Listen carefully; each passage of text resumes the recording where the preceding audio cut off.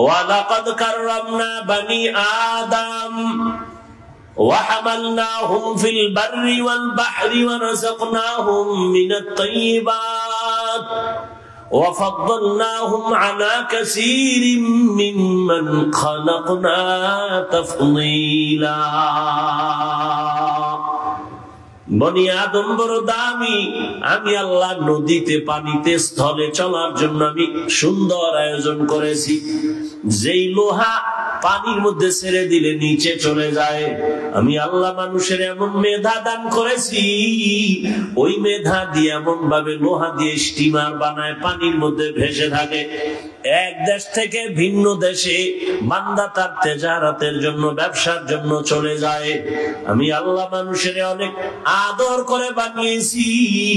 আমি আল্লাহ তাদের জন্য উত্তম খানার আয়োজন করেছি। গর্তের পিপিলিকা আমি আল্লাহ তার খানা আমি দেই, উড়ন্ত পাখির খানাও আমি দেই, জঙ্গলের প্রাণীর খানাও আমি দেই, নদীর মধ্যে হাজারো ধরনের প্রাণীর খানা আমি দেই, মানুষের খানাও আমি আয়োজন করেছি। তবে দুনিয়ার সব প্রাণী থেকে মানুষের খানা বড় দামি, সুস্বাদু, বড় পিওর, হালাল। এরপরও কিছু নিমক হারাম আছে, আল্লাহর দেওয়া হালালটা খাইব না। ওই কুকুরের 1000 বার বিরিয়ানি দিলেও পায়খানা না খাইলে কলিজা ঠান্ডা হয় না। দুনিয়াতে কিছু মানুষ রূপী হারামখোর আছে, হালাল খাইয়াও মদের বোতল না নিলে কলিজা ঠান্ডা হয় না। বিড়ি না টানলে ওর শরীর গরম হয় না। নাই এরকম বিড়িখোর? আল্লাহ হেদায়েত দান করেন। আল্লাহ পাক বলেন, আমি মানুষ বানাইয়ে শ্রেষ্ঠত্ব দান করলাম, আবার মানুষের মধ্যে একে অন্যের তুলনায় মর্যাদা দান করলাম। মানুষ এত দামি করে আমি বানাইছি, এই মানুষ যেন তার সৃষ্টির শ্রেষ্ঠ মর্যাদা ধরে রেখে জীবন চালাইতে পারে। এজন্য আমি আল্লাহ 2টা ব্যবস্থা দিলাম। এক ব্যবস্থার নাম রিজালুল্লাহ, আর এক ব্যবস্থার নাম হলো কিতাবুল্লাহ। ব্যক্তি আর কিতাব। জমিনে যত ব্যক্তি আল্লাহ দিয়েছেন, এর মধ্যে শ্রেষ্ঠ ব্যক্তি রহমাতুল লিল আলামিন। আর আল্লাহ যত কিতাব দিয়েছেন, সমস্ত কিতাবের মধ্যে শ্রেষ্ঠ কিতাব কোরআনুল কারীম। শ্রেষ্ঠ ব্যক্তি, এই কথা কন, শ্রেষ্ঠ ব্যক্তি কে? এই মাত্র না বলছি, ইমামুল আউয়ালিন আল আখিরিন বহরে সদকা রহমাতাল লিল আলামিন সাইয়্যিদুল কাউনাইন খাতমুল মুরসালিন আখির আমদ বুদ ফখরুল আউয়ালিন। কেমন একজন নবী যার কোনো তুলনা? মুসা নবী আল্লাহর বন্ধু, ইব্রাহিম আল্লাহর বন্ধু, ঈসা নবী আল্লাহর বন্ধু, দাউদ নবী আল্লাহর বন্ধু। নবী আল্লাহ কয় সব নবী আমি আল্লাহর বন্ধু, মুহাম্মদও আমার বন্ধু। তবে ব্যবধান, সব নবী রাসূল আমার আল্লাহ তাআলার আশিক, আর আল্লাহ বলেন আমি নিজে হলাম মুহাম্মদের আশিক। সব ব্যক্তিদের মধ্যে শ্রেষ্ঠ রহমাতুল লিল আলামিন। আর আল্লাহ যত কিতাব দিয়েছেন, শ্রেষ্ঠ কিতাব কি? কোরআনুল কারীম। বলেন কি? আমি যেভাবে বলে এইভাবে বলবেন, কোরআনুল কারীম। এই দুটোটা আলহামদুলিল্লাহ আমরা পেয়েছি, কিন্তু কপাল খারাপ, চিনি না, নবীরেও চিনি না, কোরআনও জানি না। অনেকের ঘরে কোরআন শরীফ আছে, 20 বছর হয়ে গেল, একদিন খুললেও দেখলো না ভেতরটা কেমন। এমন কপাল পুরছে আমাদের। রহমতের নবী বিদায় বেলা বলে গেলেন, এই উম্মতের দল, দুটো জিনিস আমি রেখে যাই, ধরে যদি রাখো ঈমানও যাবে না, সম্মানও যাবে না। ক্বালা রাসূলুল্লাহ সাল্লাল্লাহু আলাইহি ওয়া আলিহি ওয়াসাল্লাম, তারাকতু ফীকুম আমরাইন লান তাদিল্লু মা তামাসসাকতুম বিহিমা, কিতাবাল্লাহি ওয়া সুন্নাত রাসূলি। রহমতের নবী বলেন, দুই জিনিস ধরে রাখ, ঈমানও যাবে না, সম্মানও যাবে না। এক হলো আল্লাহর দেওয়া কিতাব কোরআন, দ্বিতীয় হলো আমি মুহাম্মদের রেখে যাওয়া আদর্শ। ১৫০০ বছর গত হয়ে গেল, আজও এত বিপদ, এত বিপদ। এরপরও যাদের কাছে কোরআন আছে, নবীর আদর্শ আছে, এরা এখনো ঈমান নিয়ে সম্মানে আছে। এদের ঈমানও যায় নাই, সম্মানও যায় নাই, গেছে। যাদের কাছে আল্লাহর নবীর আদর্শ আছে, কোরআন আছে, এদের কোনো চিন্তা নাই। চেয়ারম্যানের চেয়ারের মেয়াদ শেষ, এমপির মেয়াদ, মন্ত্রীর মেয়াদ, কিছু ডিসিএসপির মেয়াদও শেষ। কিন্তু আল্লাহর কোরআনওয়ালা, নবীর আদর্শওয়ালা, আমাদের চেয়ারের কোনো মেয়াদই নাই। শেষ কিসের? কোনো মেয়াদ নাই, শেষ কি আবার? আল্লাহর দেয়া সম্মান আর টাকা দিয়া কেনা সম্মান ভালো করে বুঝো। টাকা দিয়া সম্মান কিনলে একবারে পায় ফুলের মালা, ফাইনালে জুতার মালা। আর আমার আল্লাহর দেয়া সম্মান যারা নিবেন, এরা দুনিয়ায়ও বাদশাহ, পরকালেও বাদশাহ। তোমার ওই সম্মান নিয়ে কি লাভ হবে? আল্লাহ হেদায়েত দান করেন। আল্লাহ তাআলা বলেন, আমি দুই জিনিস দিলাম মানুষ যেন সুশৃঙ্খল জীবন যাপন করতে পারে। নবী পাইলাম না, আল্লাহর কোরআন এখন আমাদের সামনে আছে, নবীর আদর্শ এখনো আছে। এই দুইটা জিনিস ধরে রেখে সামনে আগাও। আল্লাহ তাআলা বলেন, রহমতের নবী দুনিয়াতে আসার পরে 40 বছর পর আমি রহমতের নবীর দাওয়াতের অনুমতি দিয়ে কাজে লাগাই দিলাম। 40 বছর পর্যন্ত রহমতের নবী কোথাও দাওয়াতের কাজ করে না। নামাজের কথা নাই, রোজার কথা নাই, জিকিরের কথা নাই, পর্দার দাওয়াত নাই। 40 বছর পর আল্লাহ তাআলা আমার নবীকে কোরআন দিয়া দাওয়াতের মধ্যে লাগায় দিলেন। রহমতের নবী এখন দাওয়াত দেয়, এক আল্লাহর ইবাদত করো, এক আল্লাহর সিজদা দাও। কিছুদিন পর আবার নবী বলেন, রবের ইবাদত করো।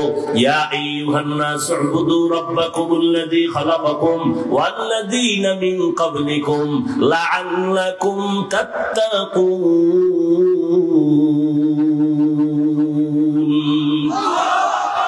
রবের ইবাদত করো। কিছুদিন পরে নবী বলেন, রহমানের ইবাদত করো।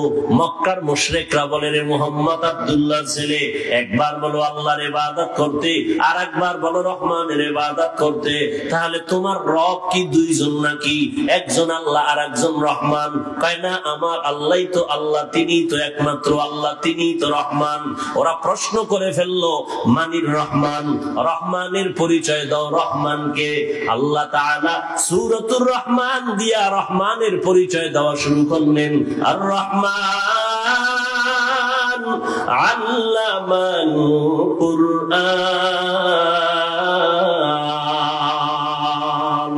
রহমান হলেন তিনি, কোরআন শিক্ষা দিলেন যিনি, খালাকাল ইনসান, মানুষ সৃষ্টি করলেন যিনি।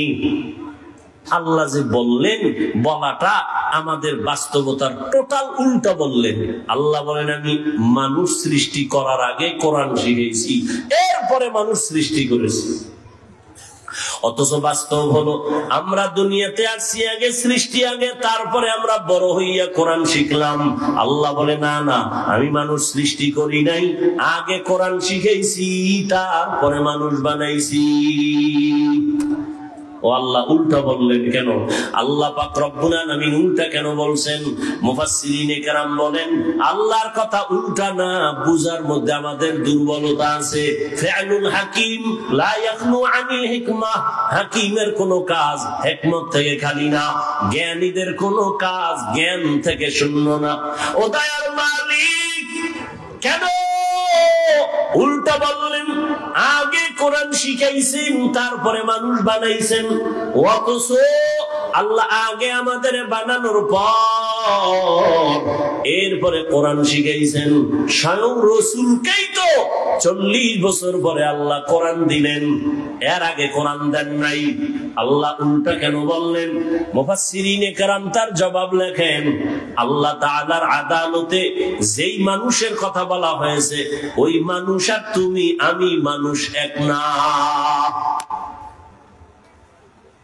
এই আপনারা তো সব বুদ্ধিমান, আপনাদের তুলনায় আমরা বোকা, আর আমি তো আরো বেশি বোকা। কারণ এলেম আমল কিচ্ছু নেই। আপনাদের দোয়া, মুরব্বীদের কিছু দোয়া, সবাইকে আর বরদোয়া করেনি। এই সবাই বরদোয়া করে, আর যেই সোরারা বরদোয়া করে ওদের বরদোয়া লাগবেও না। ভালো মানুষ কখনো বরদোয়া করে না। একটু সময় দিলে কিছু কথা বলি, নাইলে মোনাজাত দিয়ে যাইগা। কারণ শয়তান তো আর ও বইয়া থাকতে পারে না। ওর কাজই হইলো ভালো কাজের মধ্যে ডিস্টার্ব করা। এক ডিস্টার্ব মোবাইল, আর এক ডিস্টার্ব বলবে আর কত দি পুরান বয়ান, চল বাড়িল। আবার কারো বিড়ির নেশা, আবার ঘুরে টুরে বসবো। ডিস্টার্ব করেন না, নিজের কপালটাও ঘুরিয়েন না, অন্যের কপাল করার অপচেষ্টাও করিয়েন না। আল্লাহ মজলিস কবুল করেন। কিছুক্ষণ কথা বলবো, উঠা বসা করেন না আল্লাহর ওয়াস্তে। আল্লাহ পাক যেই মানুষ এখানে ইঙ্গিত করেছেন, সেই মানুষ আর আমরা মানুষ কিনা? কথা বলেন এক না। এখানে সবাই আমরা মানুষ, কিন্তু সবাই প্রিয় মানুষ না। এখানে মসজিদ আছে, কার ঘর? বাইতুল মুকাররম মসজিদটা কার ঘর? দুনিয়ার জমিনে যতগুলো মসজিদ সব আবার আল্লাহর ঘর, তবে বাইতুল্লাহর মতো একটাও না। কি বাইতুল্লাহ কেমন? ইন্না আউওয়ালা বাইতিন উযিআ লিন-নাসি লাল্লাযী বিবাক্কাতা মুবারাকান ওয়া হুদা, মুবারাকান ওয়া হুদান লিল আলামিন।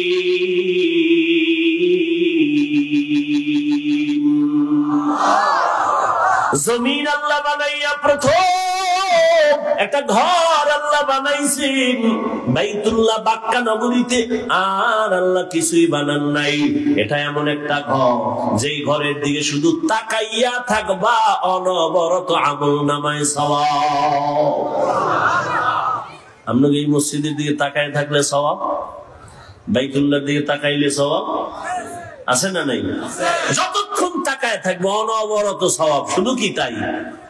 রহমতের নবী বলেন, এই হাজী সাহেব, সফর করতে যদি যাও বাইতুল্লাহর দিকে যখন প্রথম তোমার নজর পড়বে, নজরটা পড়া মাত্র যদি দোয়া করো, যে কোনো দোয়া প্রথম নজরেই কবুল হয়ে যাবে।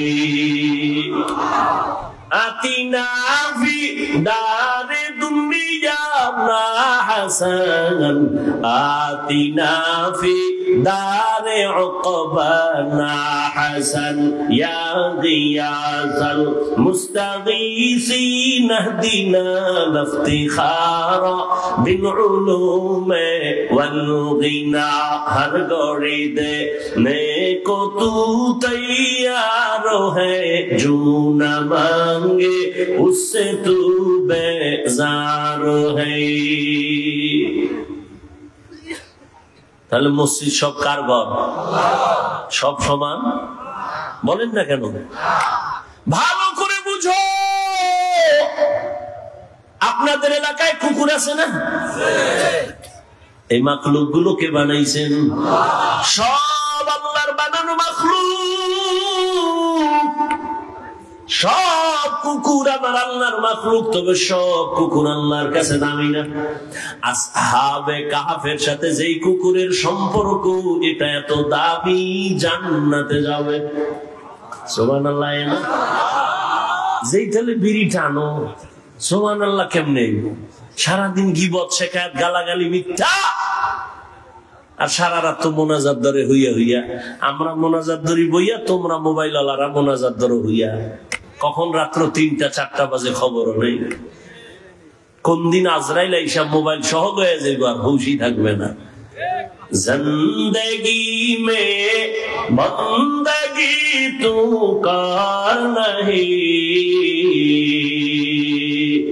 जिंदगी में बंदगी तू कर नहीं, जिंदगी में बंदगी शर्मिंदा है, जिंदगी में बंदगी शर्मिंदा है। यहाँ हम सब मुसाफिर दिल ना लगा, अहले दिल की नजर से रूह करता जा, शाह दौलत सब फकीर गर नेक नहीं, शाह दौलत सब फकीर गर नेक नहीं, जिंदगी में बंदगी तू कर नहीं, जिंदगी में बंदगी तू कर नहीं, जिंदगी में बंदगी शर्मिंदा है, जिंदगी में बंदगी शर्मिंदा है, जिंदगी में बंदगी कुन बंदगी, बंदगी बे जिंदगी शर्मिंदगी। ও আবার কলিজার যুবক, কয়দিন আর যৌবনের বাহাদুরি করবি? করোনায় কত যুবকের লাশ জানাজা হলো, কবরে রাখলাম, ট্রিপল মাস্ক লাগায়া বয়া রইছে কুলাঙ্গার শিক্ষিত দুই সন্তান। বাবারে করোনায় ধইরা ফেলছে, কাছে যায় না মরার ভয়ে, এক পর্যায়ে বাবায় মরেই গেল। ওই শিক্ষিত দুই কুলাঙ্গার মাস্ক লাগাইয়া এলাকার গরিবের টাকা দিয়া কয় লাশটারে টেনে টেনে রাস্তায় ফেলে দিয়াস। রাস্তায় ফেলে দেওয়ার পরে ওই কুলাঙ্গার দুই সন্তান দরওয়াজা জানালা লক করে দিল, এক নজর দেখলো না বাবার লাশ পুকুরে খাইলো নাকি জানাজা হলো। এই যুবকেরা ইতিহাস ভুলবি না, ওই সময় দেখছনি এই দেশের টুপিওয়ালা ওলামায়ে কেরাম শত শত করোনার লাশ কাঁধে নিলেন, গোসল করালেন, কাফন পরালেন, জানাজা পড়াইয়া কবরের মধ্যে রাখলেন। একজন হুজুরেও করোনায় মরে না। কেমনে বুঝাবো রে যুবক? শুরুতেই বলেছি ওলামায়ে কেরাম ছাড়া কেউ তোদের আপন না, তুই যাকে আপন মনে করো। আমি বলি এ তোর ধান্দাবাজ আর চান্দাবাজ, স্বার্থে যদি আঘাত লাগে তোর দল থেকে নাম কাটবে না, কল্লা কেটে ফেলবে। ওরে আল্লাহর গোলাম, ওলামায়ে কেরাম এই জাতিকে নিয়ে যেই ভাবনাটা ভাবে, এই ভাবনা কেউ ভাবে না। সবাই ভাবে নিজের চেয়ার, নিজের ক্ষমতা, নিজের দল। আর ওলামায়ে কেরাম নিজের নিয়ে ভাবে না। ইমামতি থাকলে থাকলো, না থাকলে নাই, বয়ান হলে হলো, না হলে নাই, কিন্তু জাতিরে জুলুমের শিকার হতে দেওয়া যাবে না। এই জন্য মাজায় গামছা বাইদা রাস্তায় নেমেছেন। নামার পরে সফলতা আনার পরেও কোন হুজুর কয় নাই আমার উপদেশটা বানাও। তবে সব আলেম ওলামারা হুঙ্কার দিয়েছে, আবার জুলুম যদি হয় আবার এ জমিনে আন্দোলন হবে। কোন জালেমকে সুযোগ দেওয়া হবে না। জুলুমের বিরুদ্ধে আন্দোলন। মুসলমানের আন্দোলন একবার হয় না, বারবার। মুসলমান জীবন একবার দেয় না, বারবার। উম্মতের জন্য আলেমরা ভাবে। এই যুবক, বহু বুদ্ধি লয়ে গুরু, একটু জবাব দাও বাবারা। একটা সরকারি চাকরি করে এক ব্যক্তি বা বেসরকারি চাকরি করে, ডিউটি কয় ঘন্টা? আর তাড়াতাড়ি বলো, 8 ঘন্টা। বেতন, নিম্নে বেতন কত? 20,000 ধরো। কত? 20,000 টাকা বেতন। আর টেবিলের নিচে আজে বাজে মুক্ত তো আছেই, কত ফ্রি। আর বলো বাবা, একজন আলেম মসজিদে ইমামতি করে, তার ডিউটি কয় ঘন্টা? বলো, বেতন কত? 6 লাখ, 5,000, 6,000, 7,000, 6 মাস বাকি। সভাপতি 100 টাকা দেয়, তাও ঠিক মতো মাসে মাসে দেয় না। ওরে একক তো নামাজ যদি না পড়ায়, রিক্সা ড্রাইভার আইয়াও ধমক দেয়, হুজুর গেছিলেন কই? হুজুর বলে, তুমি কে আমারে ধমক দিলা? আমি রিক্সা ড্রাইভার। তোমার এত পাওয়ার কেন? 5 টাকা মাসে বেতন দেই। কি পরিমাণ জুলুম করতেছো! অথচ তোমার যেই সরকারের টাকা নিয়ে চলো, যেই কোম্পানির মালিকের চাকরি করে টাকা নিয়ে সংসার চালাও, ওই কোম্পানির বিরুদ্ধে আবার মানববন্ধন করো, সরকারের বিরুদ্ধে মানববন্ধন করো, বেতনের স্কেল বাড়াও, না হয় গদির মধ্যে লাল বাতি জ্বালায় দিব। আর একজন ইমাম 5-7 হাজার টাকা বেতন পাইয়াও 6 মাসেও বাকি পায় না। কোনদিন বলে নাই বেতন বাড়াও, কোনদিন বলে নাই আমার বেতন বাকি কেন। বরং যত মানুষ গালি দেয়, আল্লাহর বান্দা কলিজা বইরা দোয়া করে, ও দয়ার মালিক, এলাকায় শান্তি দাও, এলাকার রোগীদের সুস্থ বানায় দাও, কবরওয়ালাদের জান্নাত দাও, ব্যবসায়ী চাকরিজীবীদের কামাই রুজিতে বরকত দাও। এরপরও যারা হুজুরের বিরুদ্ধে লেখো, তোর মতো কুলাঙ্গার এই জমিনে আর কেউ না। মেরা জাজু করদন বেসাব খলকে রাদাদন জওয়াবে বাসওয়াব হক নদারত দোস্তে খলকা জারেরা নিস্তে ই খসলত একে দিনদারেরা। ও আমার কলিজার যুবক, জিনলা না এখনো পর্যন্ত বুঝলা না তোমার আসল কে আর নকল কে রে বাবা। আজকে তুমি যার পিছনে ঘুরো, তোমার জন্য কিন্তু সে কাঁদে না। এজন্য একজনে বলছে, তুমি যাকে ভালোবাসো সে তোমার বন্ধু না, তোমাকে যে ভালোবাসে সে তোমার বন্ধু। তুমি যাকে ভালোবাসো সে তোমার, তোমারে যে ভালোবাসে সে তোমার আসল বন্ধু। এরে নবীর উম্মতের দল, আল্লাহ তাআলা বলেন, মানুষ আমি বানাইছি, সব মানুষ এক না। কুকুর আল্লাহ বানাইছেন, সব এক না। আপনাদের এলাকায় গরু আসেনি? আল্লাহ সব গরু বানাইছেন, সব আল্লাহর মখলুক, সব গরুর দাম নাই। কিন্তু মুসা নবীর সাথে যেই গাভীটার সম্পর্ক, এটার দাম বেড়ে গেছে, জান্নাতে যাবে। পিপিলিকা আছে না নাই? সব পিপিলিকা আল্লাহর বানানো মখলুক, সব পিপিলিকার দাম নাই। সুলাইমান নবীর সাথে যেই পিপিলিকার সম্পর্ক, ওই পিপিলিকা আল্লাহর জান্নাতে যাবে। এই জমিনে আমার আল্লাহ উট আর উটনি বানাইছে, কোন উটনি আর উটের দাম ওই পরিমাণ নাই। রহমতের নবী যেই উটে সওয়ার হইছেন, ওই উট জান্নাতে যাবে। ওরে আল্লাহর বান্দা, সালেহ আলাইহিস সালামের পাহাড় থেকে বেরিয়ে আসা উটনি আল্লাহর জান্নাতে যাবে। এরে নবীর আশিক উম্মতের দল, ভালো করে বুঝো, এই আকাশের খোলা জায়গায় কত পাখি উড়তেছে, কত সুন্দর সুন্দর পাখি, একটারও মূল্য নাই। ওই সুলাইমান নবীর হুদহুদ নামের পাখিটা আল্লাহর জান্নাতে চলে যাবে। মানুষ তো সব আমার আল্লাহর বানানো মখলুক, সব মানুষ আমার আল্লাহর জান্নাতে যাবে না। এইবার বুঝো মানুষ কাকে বলে, ভালো করে শুনো। একদল মানুষ আছে বংশগত মানুষ, আর একদল মানুষ হলো গুণগত মানুষ, আর একদল মানুষ হলো জন্মগত মানুষ। আল্লাহর আদালতে বংশগত মানুষের কোনো মূল্য নাই, জন্মগত মানুষের মূল্য নাই। একমাত্র গুণগত মানুষগুলো দামি।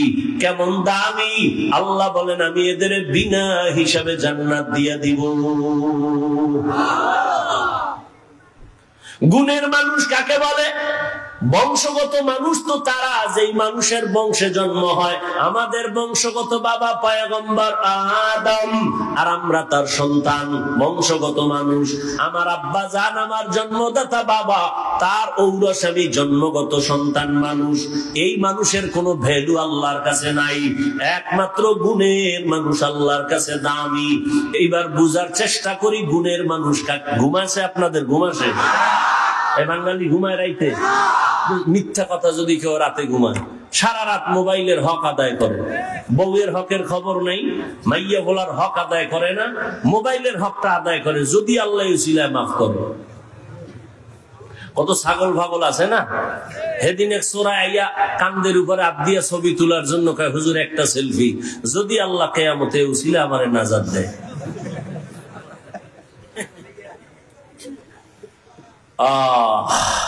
তুমি এখান থেকে বের হওয়া মাত্রই চোখের গুনাহ, হাতের গুনাহ শুরু হয়ে যাবে, জবানের গুনাহ শুরু হবে। এখানে তুমি রহমতের প্যাকেটে আছো, কোনো গুনাহ হবে না ইনশাআল্লাহ। গুণের মানুষ কাকে বলে বুঝো?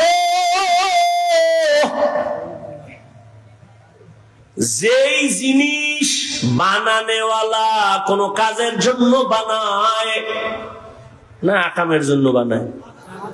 মনে করেন এই মাইকওয়ালা মাইক বানাইছে একটা কাজের জন্য, বাতিওয়ালা বাতি বানাইছে কাজের জন্য। মনে রাখবেন এটা একটা মূলনীতি, উসুল। যেই বস্তুটা যেই কাজের জন্য বানায়, ওই বস্তুর জন্য ওই কাজ হলো গুণ। ওই কাজটা কি? ধরেন এই মাইক আমার সামনে, ওর কাম কি? আমার কথাটাকে টেনে মেশিন থেকে, ইউনিট থেকে বের করে হরন দিয়ে দূরে সরাবে। এক কথায় সংক্ষেপ জবাব কি? মাইকওয়ালা মাইক ইঞ্জিনিয়ার যে বানাইছে আওয়াজ দেওয়ার জন্য। কোন কাজের জন্য বলেন? তাহলে মাইকের গুণ কি? আওয়াজ দেওয়া। বাতিওয়ালা বাতি বানাইছে কেন? আলো দেওয়ার জন্য, বাতির গুণ আলো দেওয়া। পাখাওয়ালা পাখা বানাইছে কেন? বাতাস দেওয়ার জন্য, পাখার গুণ হলো বাতাস দেওয়া। ভালো করে বুঝো, মাইকের গুণ আওয়াজ দেওয়া, বাতির গুণ আলো দেওয়া। মাইক যদি আওয়াজ না দেয় সবাই বলবে এটারে লাথি মেরে ফেলে দাও, এটা গুণের মাইক না। বাতি যদি আলো না দেয় বলবে ভেঙ্গে ফেল, এটা গুণের বাতি না। যেই জিনিসটা যেই কাজের জন্য বানায় ওই কাজ হলো ওই জিনিসের গুণ। মাইকের গুণ আওয়াজ দেওয়া, বাতির গুণ হলো আলো দেওয়া, পাখার গুণ হলো বাতাস দেওয়া। মাইক যদি আওয়াজ না দেয় বলবে ভেঙ্গে ফেলো, গুণের মাইক না। বাতি যদি আলো না দেয় ভেঙ্গে ফেলো, এটা গুণের বাতি না। এবার জবাব দাও বাবারা, মানুষ আল্লাহ বানাইছেন কেন? আমার কথা কেন? ওয়ামা খালাকুতুল জিন্না ওয়াল ইনসা ইল্লা লিয়াবুদুন।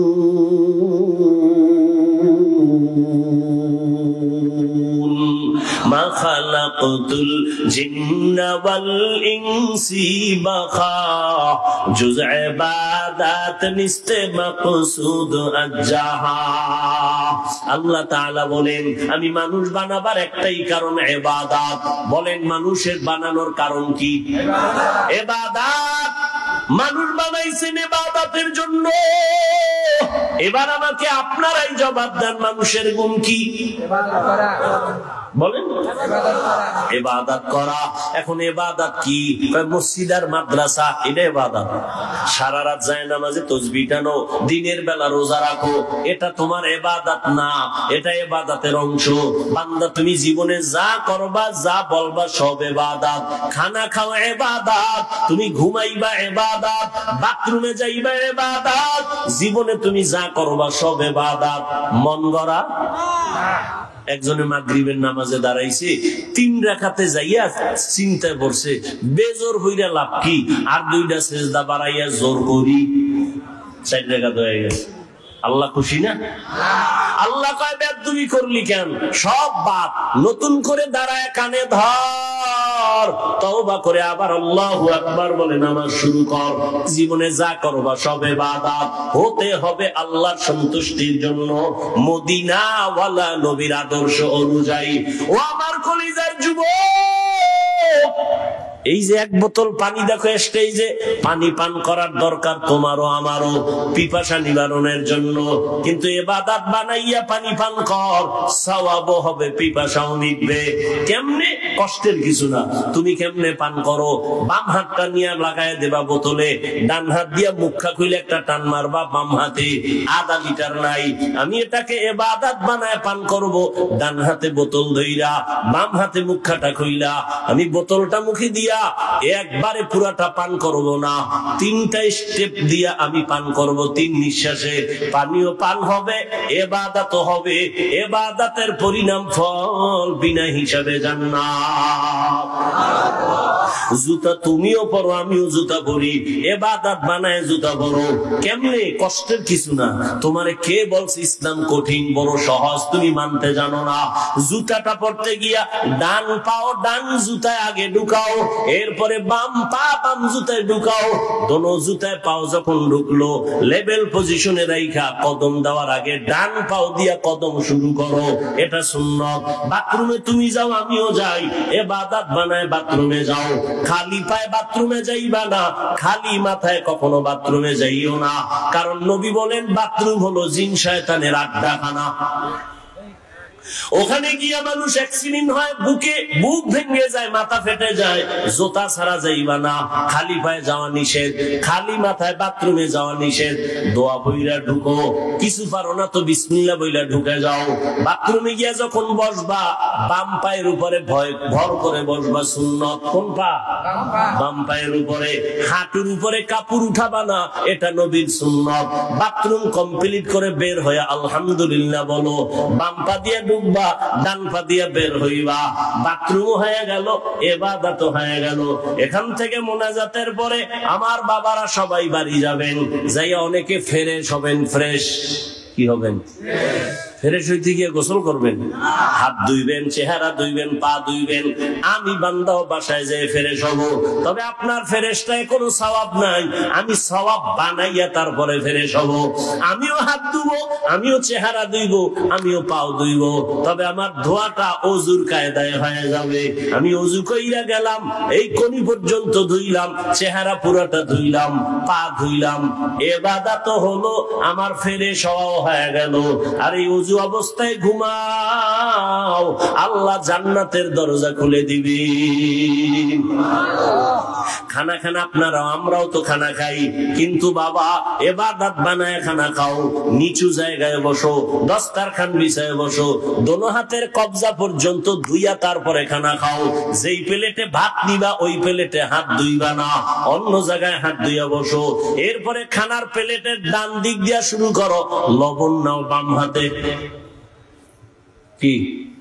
বাম হাতে লবণ। সোরা কিছু ভদ্র দেখায়, আমি ভদ্র, কারণ বাম হাত দিয়ে লইলে একটু বাথরুমের ফ্লেভার আছে তো মজা হয়। নিকৃষ্ট মূর্খ, বাম হাতে লবণ লয়, ময়লা লাগবে। তো বাথরুমের ময়লা এটা কেমন হইল? মনে করে বুদ্ধিজীবী, বুদ্ধির বও নাই। আচ্ছা, তার সেরা পৃথিবীতে শ্রেষ্ঠ বুদ্ধিজীবী কোরআনওয়ালারা। কারণ সব থেকে বড় বুদ্ধির গাইডের নাম কোরআন। আর এটা যার চিনে আছে সে হলো শ্রেষ্ঠ বুদ্ধিজীবী। ভাইরা আমার, এই জন্য কেউ কান্দে, কেউ কান্দে, কান্দতেছে, কেউ খবর নাই। হুজুরদের কোনো টেনশনই নেই। আছে আগেও যেমন, এখনো তেমন, ভবিষ্যতেও তেমন। কারণ আমরা মানুষের গোলাম না, আমরা একমাত্র আমার আল্লাহর গোলাম। কার গোলাম? আর তোমরা আমাকে অনেকের গোলাম বলো না। তুমি কার গোলাম? হ্যাঁ বেটা, আহমদ শফি হাটহাজারী শাইখুল ইসলাম রহমতুল্লাহ আলাইহি আওয়ামী লীগের কাছে গেছে, কেউ বিএনপির কাছে গেছে। যাওয়াটা তুমি দালাল মনে করো কেন? ওলামায়ে কেরাম যদি যায় তার রং ঠিক রেখে ইসলামের স্বার্থে যায়। তুমি কোন স্বার্থে দৌড়াও? তুমি যে বড় দালাল, তোর খবর আছে? আলেমের ভুল ধরো না, মানে কপাল বাকিটাও পুরার জন্য। এই বাংলাদেশে যত ঝামেলা দেখো, একমাত্র উলামায়ে কেরামের সাথে বেয়াদবি করার কারণেই হচ্ছে এগুলো। এখনো যারা বেয়াদবি করো, গাট্টি রেডি রাখ, পালানোর সময় জুতাও নিতে পারবি না, রেডি থাক। আল্লাহ হেদায়েত দান করুন। এরে নবীর উম্মত, মানুষের গুণের নাম কি ভুলে গেছেন? 5 মিনিটে। মানুষের গুণের নাম ইবাদত। এখন ইবাদতটা মন গড়া না, না, নবীর তরিকায় হতে হবে। এখন নবীর তরিকা আদর্শ আছে কোরআন হাদিসে, কোরআন হাদিস পড়তে জানেন না, এখন কেমনে যাবেন? কোরআন হাদিস পড়নেওয়ালা উলামায়ে কেরামের কাছে যাও, ইবাদতের নিয়ম শিখিয়া এরপরে ইবাদত করো, তখন হবে তুমি গুণের মানুষ। গুণের মানুষের জন্য বিনা হিসাবে জান্নাত। আল্লাহ এই দিকে ইঙ্গিত করে বলেন, আমি আগে মানুষ বানাই নাই, আগে কোরআন শিখাইছি, তারপরে মানুষ বানাইছি। অর্থাৎ যারা কোরআন হাদিস শিখিয়া উলামায়ে কেরামের নেক নজর নিয়া যারা ইবাদত করবে তারা গুণের মানুষ, তারা জান্নাতি। আল্লাহ এই দিকে ইঙ্গিত করে বলেন, আমি আগে মানুষ বানাইছি, তারপরে কোরআন শিখাইছি, আগে কোরআন শিখাইছি, তারপরে মানুষ বানাইছি। ও আল্লাহর বান্দারা, এখানে আমরা যারা বসে আছি সবাই তো মানুষ, তবে গুণের মানুষ হতে পারলাম কিনা বড় ভয়। ওরে গুণের মানুষ তো হতে পারি নাই, যে কারণে এত বয়ান, এত বয়ান, এত বয়ানের পর চোখে পানি আসে না, নামাজ পড়ি না, পর্দা করি না। ও যুবক, এখানে যারা বসে আছো যুবক বাবারা, তুমিও মুসলমান, আমিও মুসলমান। তোমার আমার আল্লাহ এক না দুই, তোমার আমার নবী, তোমার আমার কাবা, তোমার আমার ধর্ম, তোমার আমার ইসলাম, তোমার আমার কালেমা। ভালো করে বুঝরে বাবা, পশুকে আল্লাহ ভালো মন্দ যাচাই করার জ্ঞান দান করেন নাই, মানুষকে দিয়েছেন। তোমার আমার আল্লাহ এক, নবী এক, কোরআন এক, কাবা এক, ধর্ম এক, কালেমা এক। দুনিয়াতে আসি তাও এক, বিদায় বেলা কাফন হবে তিনটা, তাও এক। আমি হাফিজুর রহমান বা কোন বড় এমপি মারা গেলে তার একটা কাফন বাড়ানো হবে না। রিক্সা ড্রাইভার যদি গরিব হয়ে মরে যায় একটা কাফন কমাইয়াও দিবে না, কালার হবে আলাদা। হুজুরদের কাফনের কালার একরকম, যুবক বাবাদের আর এক রকম। কে হুজুর, কে হুজুর না, কে ধনী, কে গরিব, কে আলেম, কে মূর্খ, সব এক কালারের কাফনের প্যাকেট হবে। আজকে আমি বক্তা বক্তা যত ভাব দেখাই, আর তুমি যত ক্ষমতার ক্ষমতার ভাব দেখাও, সাদা কাফনে যেদিন ঢুকবা ওই দিন সবার ভাবগুলো বন্ধ হয়ে যাবে। ও আল্লাহর বান্দা, কবরের সাইজ হবে ওই কবরে রাখার পরে প্রশ্ন হবে তিনটা, তাও এক। রবের পরিচয় দাও, ধর্মের পরিচয় দাও, রাহমাতুল লিল আলামিনের পরিচয় দাও। ও আমার কলিজার যুবক, ওরে তোমার আমার আল্লাহ এক, নবী এক, কোরআন এক, কাবা এক, ধর্ম এক, কালেমা এক। এরপরে এত বয়ান, এরপরেও কেন তুমি নামাজ পড়তে চাও না? আমি নামাজ ছাড়ি না, তুমি নামাজ পড়ো না। আমি টুপি ছাড়তে চাই না, তুমি টুপি দিতেই চাও না। আমি দাড়ি কাটতে চাই না, তুমি দাড়ি রাখতে চাও না। বুঝি না বাবা, কারণ কি? আমরা ভুলে আসি না তোমরা ভুলে আসো, তারও কোনো খবর পাইতেছি না। একজন যুবক যদি দাঁড়াইয়া বলো, হাফিজ ভাই তোমরা ভুলে আসো, আমরা সঠিক পথে আছি, একটা দলিল দেখাও। এখন আমি দাড়ি কেটে ফেলবো, নামাজ রোজা বাদ দিয়া তোমার লাইনে শার্ট প্যান্ট টাই বইরা নাচ গান করবো। আর যদি বলো না হাফিজ ভাই আপনারাই সঠিক পথে আছেন, আমরা শয়তানের ধোকায় পড়ে গুনার পথে আছি, আপনারা সঠিক, তাহলে আমি তোমাকে বলবো যুবক বাবা, যদি তুমি পা দুটো আগাইয়া দাও, আমি তোমার পায়ে হাত রেখে অনুরোধ করে বলবো, জীবনে তো কম নামাজ ছাড়ো নাই, কম বেপরদায় চলো নাই, দাড়ি কম কাটো নাই। ও আমার কলিজার যুবক, কত রাত্র মোবাইলে গুনাহ করে করে রাত কাটাইছো, আর কত রাত্র মোবাইলে গুনাহ করলে তোমার মনের আশা মিটবে, তারপরে তওবা করবা। জীবনে তো কম নামাজ ছাড়ো নাই, আর কতদিন নামাজ না পড়লে তোমার মনের আশা পূরণ হবে, তারপরে তওবা করবা। জীবনে তো কম মাইয়ার চরিত্র নষ্ট করো নাই, আর কতদিন চরিত্র বিধ্বংসী কাজ করলে তোমার মনের আশা পূরণ হবে, তারপরে তওবা করবা। এবং এটাও তুমি বলো কয়দিন তোমার আর হায়াত বাকি আছে। ওই করোনায় কত যুবক চলে গেল, ছাত্র জনতার আন্দোলনে কত যুবকের লাশ চলে গেল। এমন একটা দিন নাই গাড়ির নিচে পানির নিচে যুবকের লাশ নাই, ঘুমের ঘরে যুবকের লাশ। কয়দিন আর বাঁচবারে বাবা? আমি তোমাকে এতক্ষণ যত বয়ান শুনাইছি একবারও বলি নাই আমি হাফিজুর রহমান পাঁচকল্লি মাথায় দিছি, তোমরা যদি না দাও কপাল পুরবে, একবারও বলি নাই। আমি কওমি মাদ্রাসার সন্তান, তোমরা যদি কওমিতে না যাও তোমাদের কপাল খারাপ, একবারও বলি নাই। আমি তাবলীগের লাইনের সন্তান, আমি পীরের মুরিদ, ওই লাইনে যদি তুমি না যাও কপাল খারাপ, একবারও বলি নাই। কি বলি এবার শোনো। ও আমার কলিজার যুবক, তুমি স্কুলে পড়ো, কলেজে পড়ো, চাকরি করো, ব্যবসা করো, আলহামদুলিল্লাহ আলহামদুলিল্লাহ আলহামদুলিল্লাহ। স্কুল ছাড়িও না, কলেজ ছাড়িও না, লেখাপড়া করে ডাক্তার হও, ইঞ্জিনিয়ার হও, একজন প্রফেসর হও, একজন ব্যবসায়ী চাকরিজীবী হও। তবে আমার ছোট্ট একটা দাবি, জীবনে বেয়াদব হইও না। তোমার ব্যবহারে কখনো যেন মা বাবা কখনো কষ্ট না পায়, তোমার আচরণে কোনোদিন যেন শিক্ষকেরা কষ্ট না পায়, তোমার ব্যবহারে কখনো যেন উলামায়ে কেরাম কষ্ট না পায়। কারণ মা বাবায় যদি কষ্ট পায়, বরদোয়া চলে আসলে তোমার জীবন পঙ্গু হয়ে যাবে। শিক্ষকের বরদোয়া যদি নিয়েই ফালাও, লেখাপড়ার জগৎ থেকে হারায় যাওয়া। আলেমের বরদোয়া যদি কপালে লেগে যায় কষ্ট দেওয়ার কারণে, জীবনের চরিত্র আর আদর্শ খুঁজে পাইবা না রে বাবা। এইবার একটু বাস্তবে দেখো, তোমার মতো যুবক জীবনে কোনোদিন মাদ্রাসায় যায় নাই, আলিফ বাতাও শিখে নাই। দেখো স্কুল কলেজে পড়িয়াও নামাজ পড়ে আসেনি, আর কোনো ওয়াজের দরকার নাই। তোমার জীবনের এই শেষ ওয়াজ, বাসায় যাইয়া একা একা ভাববা, আর কোনো ওয়াজ দরকার নেই। শুধু এই পয়েন্ট, আমার মতো যুবক স্কুল কলেজে পড়িয়া যদি নামাজ পড়ে, আমি পারি না কেন? ও যুবক বাবারা, তোমার মতো যুবক রাস্তায় গাড়ি চালায়, নামাজ ছাড়ে না, তুমি কেন পারো না? তোমার মতো যুবক doctor, professor, engineer, OC, DC SP, RAB, army, police, BDR এর চাকরি করে, নামাজ ছাড়ে না। বলো তুমি কেন পারবা না রে বাবা?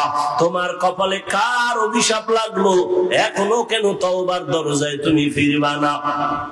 মনেরে বুঝাইয়া এখনো সময় আছে, তওবা করে নাও। জীবন চলিয়া গেল আর নামাজ ছাড়বা না, দাড়ি কাটবা না, বেপরদায় চলবা না, মা বাবারে কষ্ট দিবা না, শিক্ষকের কষ্ট দিয়া বরদোয়া নিবা না, উলামায়ে কেরামের দোয়া নিয়া পরামর্শ নিয়া নবীর তরিকা মেনে চলবা। ও পর্দার আড়ালের আম্মা জানেরা, বোনেরা, আপনাদের সন্তানদের যত বয়ান শুনাইলাম, আপনারা দোয়া না করলে, চেষ্টা না করলে সম্ভব হবে না। এরে আম্মা জান, আপনাদের মতো কত মা এই অঞ্চলে আছে, এখনো আছে, পর্দা করে, হালাল ভাবে চলে, মোবাইলে সময় নষ্ট করে না, স্বামীর মাল খেয়ানত করে না, সন্তানগুলো আদর্শওয়ালা বানানোর, গুণের মানুষ বানানোর চেষ্টা করে। এরে আম্মা জানেরা, আপনাদের এত সম্মান, আপনারা কি পারেন না একটা ভালো সন্তানের মা হবেন? সন্তানটাকে ডাক্তার বানাবেন, ইঞ্জিনিয়ার বানাবেন, প্রফেসর বানাবেন, বেয়াদব বানাবেন না। আপনার সন্তান যেন কখনো মা বাবার সাথে বেয়াদবি না করে, শিক্ষকের সাথে বেয়াদবিমূলক আচরণ না করে, উলামায়ে কেরামের পরামর্শ নিয়া নবীজির তরিকা মেনে যেন চলে। ও আমার যুবক বাবারা, ও পর্দার আড়ালের মা বোনেরা, এখনো সময় আছে, তওবা করে নেন। কোন দিন মরণ হবে জানা নাই। ঘুমের ঘরেও যদি আজরাইল আসিয়া পড়ে, ও যুবক বাবা, ঘুমের মধ্যেই তোমার মরণ হয়ে যাবে। হেদায়েতের মালিক আমার আল্লাহ। মানুষ হইছে কিন্তু গুণের মানুষ হইতে পারি নাই। এখনো সময় আছে, ইবাদত করিয়া উলামায়ে কেরামের পরামর্শ নিয়ে রেডি হও। মনে মনে পিছনের গুনাহ থেকে তওবা করো, আল্লাহকে বলো, হেদায়ার মালিক, জীবনে গুনাহ তো কম করি নাই, আজকে থেকে তওবা করে নিলাম, নামাজ ছাড়বো না, বেপরদায় চলবো না, মা বাবারে কষ্ট দিব না, উলামায়ে কেরাম মুরব্বিদের দোয়া নিয়ে নবীর তরিকা মেনে চলবো। তওবা করার মতো যদি অন্তর তৈরি হয়, মুনাফিকি না থাকে, খাঁটি তওবার নিয়ত যাদের আছে, দুটো হাত আমার আল্লাহকে দেখাইয়া দাও। আল্লাহ হাতগুলো কবুল করে নেন, তওবা কবুল করে নেন, তওবার উপরে মজবুত হইয়া চলার তৌফিক দান করেন, আমিন। আলহামদুলিল্লাহি রাব্বিল আলামিন।